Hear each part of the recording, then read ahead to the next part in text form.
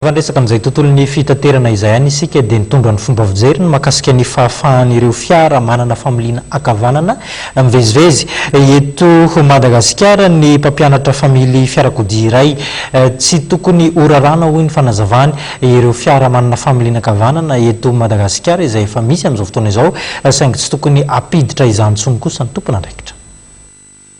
Ho an'ity mpampianatra mamily fiara iray ity dia fanapa-kevitra ara-drariny no noraisin'ny solombavam-bahoaka.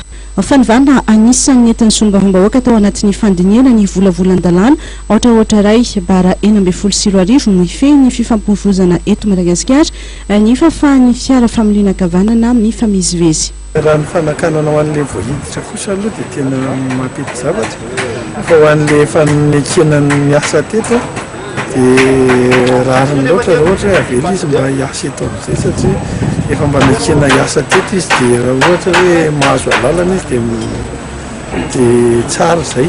Dia efa fanampon'izay koa moa fa ho an'izay mitondra an'ilay familiana eo amin'ny ankavanana zany efa hitan'izany ny ahiahan'ny tompona andraikitra sy ny vahoaka amin'ilay fahasarotana, dia mino aho fa hoe mba hitandrina kokoa zany izy izay efa lasa izay dia mahatsara zavatra izay ny fiarahana.